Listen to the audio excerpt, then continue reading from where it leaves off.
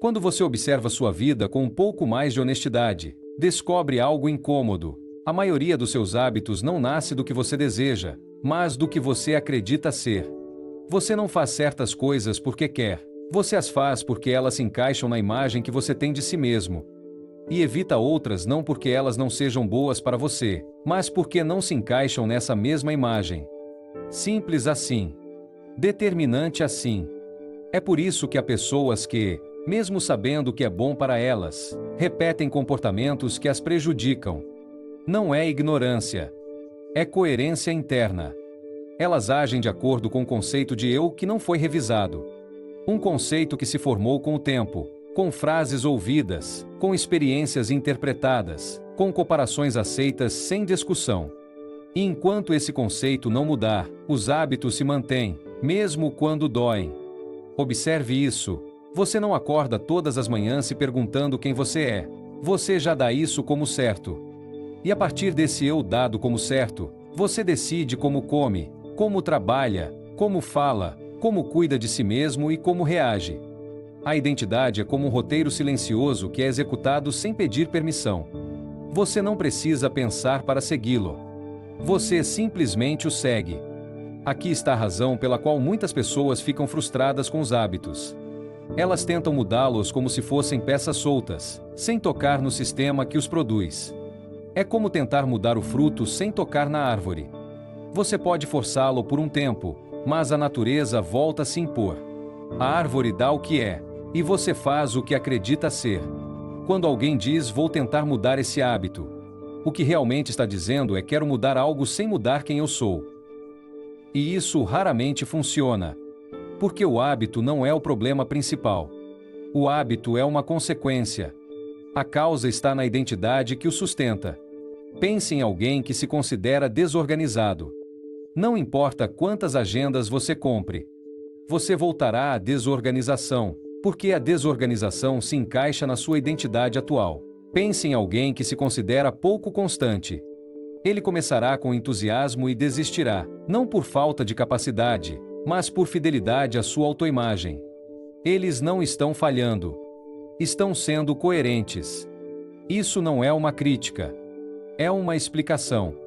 E entendê-la muda completamente a conversa. Você para de se perguntar por que não consigo manter isso? E começa a se perguntar que imagem de mim mesmo estou protegendo com esse comportamento? Porque muitos comportamentos, mesmo aqueles que nos prejudicam, cumprem uma função: manter uma identidade conhecida. Aqui surge uma distinção importante. A identidade não é algo fixo. Não é genética. Não é uma sentença. É uma construção. E, como toda construção, pode ser modificada. Mas não é modificada pela força. É modificada pela consciência. Ao ver claramente a ligação entre o que você acredita ser e o que faz todos os dias sem pensar. Quando você compreende que seus hábitos nascem do conceito de eu, você deixa de lutar contra eles cegamente. Você começa a trabalhar no lugar certo. Não na superfície, mas na origem. E essa mudança de foco economiza uma enorme quantidade de energia emocional. Porque mudar hábitos sem mudar a identidade é exaustivo. Mudar a identidade faz com que os hábitos comecem a se alinhar de forma mais natural. Não imediatamente. Não magicamente. Mas de forma sustentável. E é isso que nos interessa. Mudanças que se sustentam quando ninguém aplaude e ninguém empurra. Há algo que quase ninguém lhe diz quando fala de hábitos. E é o seguinte: você não repete um comportamento porque gosta. Você o repete porque lhe é familiar. E o familiar está quase sempre ligado à identidade, não ao prazer. Muitas pessoas acreditam que fazem o que fazem porque querem, mas na verdade fazem o que fazem porque isso confirma quem acreditam ser. É por isso que alguém pode dizer odeio procrastinar e continuar procrastinando por anos. Porque, embora conscientemente rejeite isso, inconscientemente esse comportamento se encaixa em sua narrativa interna. Eu sou assim. Sempre tive dificuldade. Eu funciono sob pressão. E enquanto essa narrativa permanecer intacta, o hábito encontra justificativa para permanecer. É aqui que surge uma confusão importante. Muitas pessoas acreditam que a identidade é algo que se descobre, como se estivesse escondida em algum lugar esperando para ser revelada.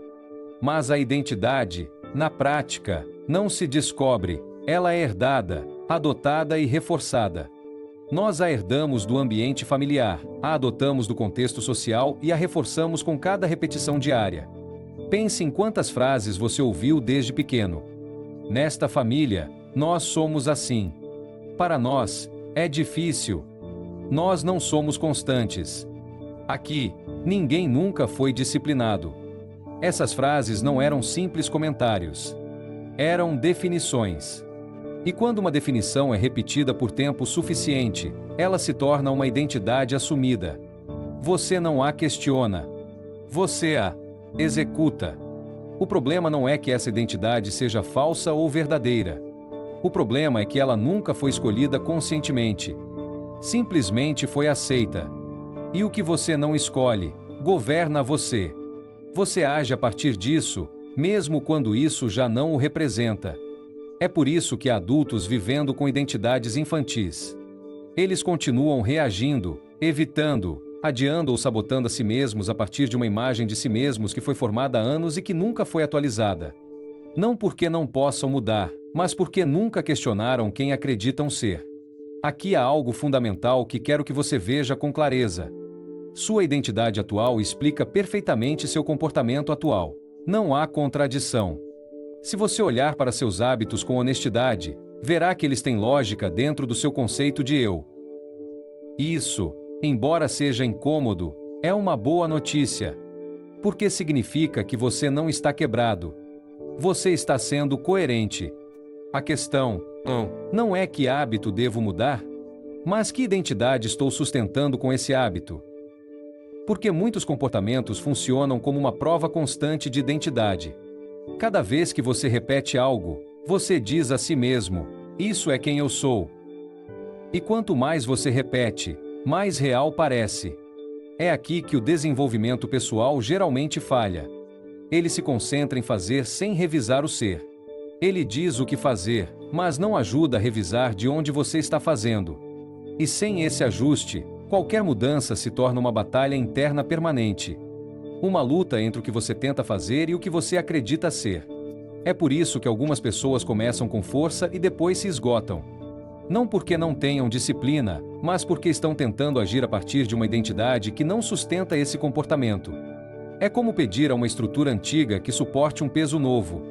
Ela aguenta por um tempo, mas acaba cedendo. O importante aqui não é julgar a identidade atual. Não se trata de dizer isso é errado. Trata-se de reconhecer que foi útil em algum momento, mas que talvez não seja mais. Muitas identidades nascem como mecanismos de proteção. Elas ajudaram você a se adaptar, a sobreviver, a se encaixar. Mas sobreviver não é o mesmo que construir. Quando você não revisa sua identidade, continua defendendo hábitos que já não precisa. E isso gera conflito interno. Porque uma parte de você quer avançar e outra parte quer permanecer fiel ao que é conhecido. E quase sempre o conhecido vence, porque oferece segurança, embora limite. Aqui começa o verdadeiro trabalho. Não em forçar-se a mudar, mas em ousar questionar quem você acha que é. Não a partir da rejeição, mas da responsabilidade. Porque enquanto você não fizer isso, qualquer tentativa de mudança será temporária. E quando o velho hábito voltar, você pensará que falhou, quando na verdade apenas voltou à sua identidade básica. E isso nos leva ao próximo ponto-chave, que é entender que nem todas as identidades que operam em você são conscientes. Muitas são herdadas. Outras são emprestadas. Outras são versões antigas que você nunca atualizou. E até que você as distinga, elas continuarão a dirigir seu comportamento automaticamente. Até agora, você percebeu algo importante. Seus hábitos não são o problema, são a consequência. E você também percebeu que sua identidade atual não surgiu por acaso, mas por repetição, ambiente e falta de escolha consciente. Agora é preciso dar um passo mais profundo, porque é aqui que muitas pessoas ficam presas sem perceber. Existe uma enorme diferença entre uma identidade inconsciente e uma identidade consciente. A identidade inconsciente é aquela que age sozinha. É aquela que dirige suas decisões sem pedir permissão. É aquela que diz eu sou assim e encerra a conversa. Não se questiona, não se revisa, não se atualiza. Simplesmente se executa. E quando uma identidade funciona automaticamente, você não escolhe seu comportamento, você o repete. A identidade consciente, por outro lado, é desconfortável no início, porque exige algo que não costumamos praticar: responsabilidade interna. Exige admitir que, embora muitas coisas não tenham sido escolhidas por você no início, você é responsável por mantê-las hoje. E esse reconhecimento dói um pouco, porque tira suas desculpas, mas ao mesmo tempo devolve seu poder. Muitas pessoas vivem a partir de uma identidade herdada. Vivem como acham que deveriam ser de acordo com sua família, seu passado ou seu ambiente. Não porque concordam, mas porque nunca pararam para decidir outra coisa. Essa identidade herdada dita o que você considera possível, o que considera normal e até o que acredita que merece. E quando você tenta mudar hábitos a partir daí, sente um atrito constante, como se estivesse indo contra a corrente. Outros vivem a partir de uma identidade reativa. Não herdada, mas construída a partir de experiências passadas. Fracassos, rejeições, erros, decepções. Começam a se definir pelo que não funcionou. Eu não sou constante. Comigo sempre acontece a mesma coisa. Não sirvo para isso. Essa identidade não se baseia em quem você é, mas no que aconteceu. E enquanto você não a revisar, cada nova tentativa será condicionada pelo medo de repetir a história. A identidade consciente rompe esse padrão porque não se baseia nem no passado nem no ambiente. Ela se baseia em uma decisão presente. Ela não diz isso é o que eu sempre fui. Ela diz isso é o que eu decido ser a partir de agora. E essa diferença muda completamente a maneira como você age, mesmo antes que os resultados mudem. Aqui está algo fundamental que quero que você entenda. A identidade consciente não precisa parecer real para começar a funcionar. Você não precisa acreditar nela 100%. Você não precisa se sentir seguro. Você não precisa ter provas ainda. A identidade consciente começa como uma escolha, não como uma certeza. E as provas vêm depois, por meio do comportamento. É por isso que muitas pessoas esperam se sentir diferentes antes de agir. Esperam confiança antes de decidir. Esperam clareza antes de se comprometerem. Mas a ordem real é o contrário. Primeiro você decide, depois age. Com o tempo, essa ação repetida começa a construir evidências. E as evidências são o que acabam consolidando a identidade. Quando você não faz esse processo de forma consciente, algo muito comum acontece. Você tenta mudar hábitos sem mudar a narrativa interna. E isso cria desgaste. Você se esforça, se exige, se pressiona. No fundo, continua se vendo como alguém que está tentando. E quem tenta sempre deixa a porta aberta para o abandono. Porque tentar não implica compromisso, implica teste. A identidade consciente fecha essa porta. Não porque garanta resultados, mas porque muda a pergunta interna. Você não se pergunta mais: tenho vontade? Ou estou com vontade? Você começa a se perguntar: isso se encaixa na pessoa que decidi ser? E essa pergunta tem muito mais peso do que qualquer emoção momentânea. Aqui começa a se ver algo importante. Você não precisa eliminar todas as suas identidades passadas. Algumas serviram a você. Algumas o protegeram. Mas você precisa parar de viver apenas a partir delas. Porque uma identidade não revisada se torna uma gaiola invisível. Você não a vê, mas ela te limita. A identidade consciente não é rígida, é clara. Ela não te obriga a ser perfeito, te obriga a ser coerente. E a coerência, com o tempo, gera algo que não pode ser fingido: estabilidade interna. Você deixa de negociar tanto consigo mesmo porque sabe de onde está agindo. E quando isso acontece, os hábitos começam a mudar de forma menos forçada. Não porque magicamente seja fácil, mas porque você não está mais lutando contra si mesmo, mas agindo a partir de uma definição mais alinhada. Deixe-me dizer algo que costuma incomodar, mas que marca um antes e um depois quando você realmente entende. Você não está lutando contra seus hábitos. Você está sendo fiel à sua identidade atual. É isso que acontece na maioria das vezes. Você não falha porque é fraco. Você não falha porque lhe falta força de vontade. Você falha porque, no fundo, está agindo de forma coerente com a ideia que tem de si mesmo. Seus hábitos não são um erro do sistema. Eles são um sistema funcionando exatamente como foi projetado. Se você se vê como alguém que improvisa, você improvisa. Se você se vê como alguém que começa forte e depois desiste, é isso que você faz. Se você se vê como alguém que precisa se sentir motivado para agir, seu comportamento seguirá esse padrão. E aqui está a parte incômoda. Enquanto você não mudar sua identidade, qualquer mudança de hábito será temporária. Você poderá se esforçar por um tempo, poderá se forçar por alguns dias, até mesmo algumas semanas. Mais cedo ou mais tarde, você voltará ao ponto de partida, porque a identidade sempre tem mais força do que a intenção. Isso explica por que tantas pessoas consomem desenvolvimento pessoal durante anos. No entanto, vivem praticamente da mesma forma. Elas entendem conceitos, concordam com a cabeça, se identificam, mas não decidem. Continuam operando a partir da mesma definição interna. E enquanto isso não mudar, o resultado também não muda. Agora quero que você faça algo diferente. Não por mim, por você. Antes de continuar, quero que você pare um segundo e coloque isso em palavras. Escreva nos comentários uma única frase, sem enfeites, sem longas explicações. Complete isso com honestidade. O hábito que mais repito reflete que acredito que sou. Não escreva algo bonito. Escreva algo real.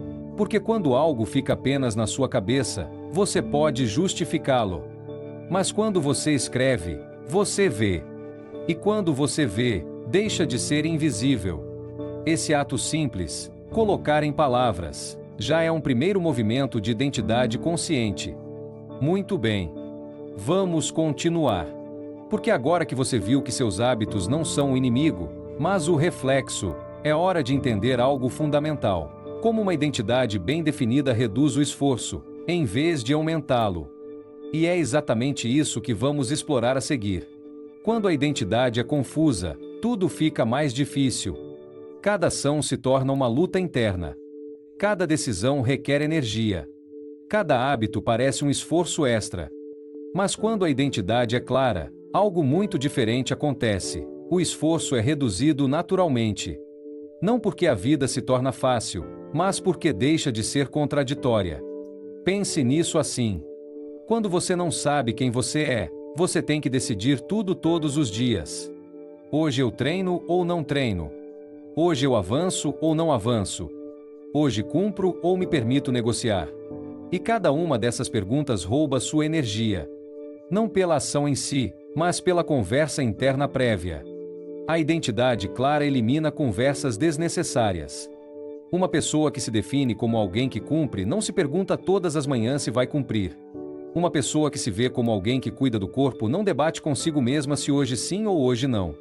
Uma pessoa que se identifica como alguém disciplinado não precisa de motivação constante. Precisa de coerência. Aqui está a chave. A identidade funciona como um filtro automático de decisões. Reduz opções. Reduz atrito. Reduz desgaste mental. Não lhe dá mais força, poupa-lhe energia. É por isso que muitas pessoas sentem alívio quando tomam uma decisão de identidade clara. Não alívio emocional, mas alívio interno. Deixam de viver em negociação permanente. Elas deixam de se sentir divididas. Não estão mais se empurrando de fora. Estão agindo de dentro. Quando você decide quem você é, muitas decisões desaparecem. E isso não é uma perda de liberdade. É um enorme ganho de clareza. O verdadeiro fardo não é fazer o que precisa ser feito. O verdadeiro fardo é não saber quem você é enquanto tenta fazer tudo. É por isso que a mudança profunda não parece épica. Parece ordem. Como silêncio interno. Como menos ruído. Você começa a perceber que faz as coisas sem tanto debate. Não porque você seja mais forte, mas porque você não está mais dividido. E aqui eu quero que você olhe com honestidade. Onde você está gastando energia não na ação, mas na discussão interna prévia? onde você continua se perguntando coisas que, se sua identidade estivesse clara, não seriam. Mais uma pergunta? Porque cada identidade clara é uma forma de descanso mental. E cada identidade confusa é uma fonte constante de exaustão invisível. Vamos continuar, porque agora é hora de entrar em um ponto delicado, mas necessário: o perigo de dizer "vou tentar". E como essa frase, embora pareça inocente, sabota a identidade que você diz querer construir. Há uma frase que parece humilde, responsável e até madura, mas que na verdade é uma das mais perigosas quando você está tentando construir uma nova identidade. Essa frase é: "vou tentar". O problema de "vou tentar" não é a intenção. O problema é a mensagem oculta que ela traz. Quando você diz "vou tentar", sua mente ouve outra coisa. Se não der certo, tudo bem. Se eu falhar, não faz nada. Não é realmente um compromisso, é apenas um teste. E uma identidade não se constrói com testes. Ela se constrói com determinação. Tentar é uma linguagem de transição. É útil quando você está explorando algo externo. Mas quando falamos de identidade pessoal, tentar mantém a porta de saída aberta. E uma identidade com porta de saída nunca se consolida. Observe as pessoas que você realmente respeita. Elas não dizem "tento ser responsável com minha palavra". Elas são responsáveis. Elas não dizem "tento cuidar de mim". Elas cuidam de si mesmas. Não dizem "tento ser coerente". Elas agem como alguém coerente, mesmo quando é difícil. Não porque sejam melhores. Porque não deixaram a identidade no modo condicional. Cada vez que você diz "vou tentar", está adiando o momento de assumir quem você é. Você está colocando sua identidade no futuro, como algo que chegará se tudo der certo. Mas a identidade não chega quando tudo dá certo. A identidade aparece quando você decide agir, mesmo quando não é confortável. E aqui vem algo importante. Tirar o "vou tentar" não te torna rígido. Te torna honesto. Porque você não se esconde mais atrás de uma frase gentil para evitar o compromisso real. Dizer "sou uma pessoa que faz isso" não significa que você nunca falha. Significa que, quando você falha, não questiona quem você é. Você ajusta a ação, não a identidade. Uma pessoa que diz "sou disciplinado" pode ter um dia ruim. Uma pessoa que diz "tento ser disciplinado" transforma cada falha em uma desculpa para voltar atrás. A linguagem não é apenas comunicação. É programação interna. Você fala como se vê. E você se vê como fala. Por isso, quando você muda a linguagem, começa a mudar o comportamento sem forçá-lo.